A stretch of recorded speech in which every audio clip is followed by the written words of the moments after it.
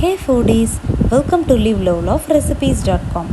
இன்றைக்கி நம்ம சேனலில் நம்ம பார்க்க போகிற ரெசிபி என்னென்னு பார்த்திங்கன்னா ஒரு சூப்பரான மட்டன் குழம்பு எப்படி செய்யலான்றது தான். இந்த மட்டன் குழம்பு பார்த்திங்க அப்படின்னா ப்ரைமரியாக நம்ம ரைஸுக்கு போட்டு சாப்பிட்றதுக்கு தான் செய்கிறோம். இது தோசை இட்லிக்கும் ரொம்பவே டேஸ்டியாக இருக்கும். சைட் டிஷ்ஷாக பரிமாறினா வாங்க இது எப்படி செய்யலான்றதை பார்ப்போம்.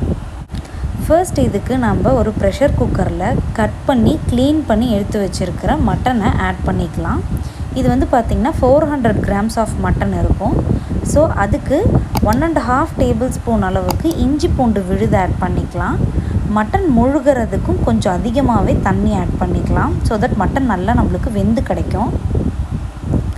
இப்போது இது கூடவே நம்ம 1/4 டீஸ்பூன் அளவுக்கு டர்மரிக் பவுடர் ஆட் பண்ணிக்கலாம். இந்த மட்டனுக்கு தேவையான அளவுக்கு சால்ட்டையும் இதுலேயே ஆட் பண்ணிக்கலாம். இன்றைக்கி நான் ராக் சால்ட்டு தான் ஆட் பண்ணியிருக்கேன். ஆட் பண்ணிவிட்டு இதை மூடி வச்சு 7 to 8 விசில்ஸுக்கு நல்லா மீடியம் ஃப்ளேமில் வச்சு ப்ரெஷர் குக் பண்ணி எடுத்துக்கோங்க. இது ப்ரெஷர் குக் ஆகிட்டே இருக்கும்போதே இதுக்கு தேவையான தாளிப்பை நம்ம பார்த்துடலாம். அதுக்கு ஒரு கடாயில் 3 to 4 டேபிள் ஸ்பூன்ஸ் அளவுக்கு ஆயில் ஆட் பண்ணிக்கோங்க. ஆயில் நல்லா சூடானதுக்கப்புறமா இந்த மாதிரி பிரிஞ்சி இலை, ஸ்பைசஸ்லாம் ஆட் பண்ணிக்கலாம். பட்டை, 2 துண்டு லவங்கம், ஏலக்காய், நட்சத்திர சோம்பு, மராட்டி மொக்கு இது எல்லாமே ஆட் பண்ணிவிட்டு சின்ன வெங்காயம் 10 to 15 போல் உரித்து வச்சுருந்தேன். அதை நல்லா பொடியாக சாப் பண்ணி அதையும் ஆட் பண்ணிக்கலாம். கூடவே கருவேப்பிலை ஒரு கொத்தையும், இந்த மாதிரி ஒரு மீடியம் சைஸ் உருளைக்கிழங்க தோல் சீவி க்யூப்ஸாக கட் பண்ணி அதையும் ஆட் பண்ணி நல்லா சாட்டே பண்ணிக்கலாம். உருளைக்கிழங்கு இதுலேயே 70% குக் ஆகிற அளவுக்கு இதை நல்லா சாட்டே பண்ணிக்கோங்க. இதெல்லாம் நீங்கள் சாட்டே பண்ணும்போதே நல்ல ஒரு சூப்பரான அரோமா வரும். இப்போது நம்ம மட்டன் நல்லா வெந்துருச்சு. ஸோ இப்போ இந்த மட்டன் வெந்தது கூடவே நம்ம என்ன பண்ண போகிறோன்னா நம்ம வீட்டில் அரைச்ச சாம்பார் பவுடர் இருக்குது இல்லையா, அதை 4 டேபிள் ஸ்பூன்ஸ் அளவுக்கு ஆட் பண்ணிக்க போகிறோம். இப்போது இதை நல்லா கலந்து விட்டுறலாம். வீட்டில் அரைச்ச சாம்பார் பவுடருக்கான மசாலா ரெசிப்பியை கீழே உள்ள டிஸ்கிரிப்ஷன் பாக்ஸ்லேயும் மேலே இருக்கிற ஐகார்ட்லேயும் நான் கொடுக்குறேன். கண்டிப்பாக நீங்கள் போய் செக் பண்ணி பாருங்கள்.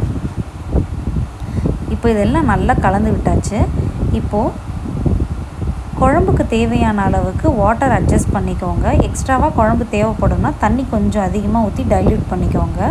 இப்போ இந்த மாதிரி நல்லா குழம்பு கொதி வருது இல்லையா, இந்த கொதி வர்ற ஸ்டேஜில் நம்ம ஏற்கனவே வதக்கி வச்சுருக்கோம் இல்லையா, அந்த ஐட்டம்ஸை ப்ரெஷர் குக்கர்லேயே ஆட் பண்ணிவிட்டு எல்லாத்தையும் நல்லா கலந்து விட்டுறலாம். கொஞ்சமாக நறுக்கின கொத்தமல்லி இலையும் இந்த ஸ்டேஜில் ஆட் பண்ணிவிட்டு எல்லாத்தையும் நல்லா கலந்து விட்டுறலாம். கொத்தமல்லி இலைகள் இப்போயே ஆட் பண்ணோம் அப்படின்னா அதோடய ஃப்ளேவர் நம்மளுக்கு நல்லா இறங்கிரும். இப்போ ஒரு மசாலா பேஸ்ட் ரெடி பண்ணணும். அதுக்கு ஒரு 3 to 4 டேபிள் ஸ்பூன்ஸ் அளவுக்கு தேங்காய், 1 டீஸ்பூன் அளவுக்கு சோம்பு, 1 டீஸ்பூன் அளவுக்கு கசகசா ஆட் பண்ணிக்கோங்க. கசகசா இல்லை அப்படின்னா அதுக்கு பதிலாக 2-3 முந்திரி பருப்பை ஆட் பண்ணிக்கலாம். கூடவே தண்ணி ஆட் பண்ணி ஒரு ஃபைன் பேஸ்ட்டாக கிரைண்ட் பண்ணி எடுத்துகிட்டு அதை நம்ம கொதிச்சிட்ருக்கிற குழம்புல இந்த மாதிரி சேர்த்துருங்க. கூடவே கொஞ்சமாக தண்ணி அலசி ஊற்றிடலாம்.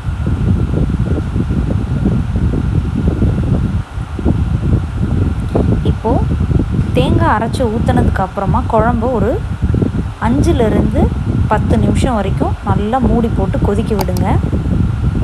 தேங்காவோட ஃப்ளேவர்லாம் நல்லா இறங்கி நல்லா குழம்பு கொதிக்கட்டும்.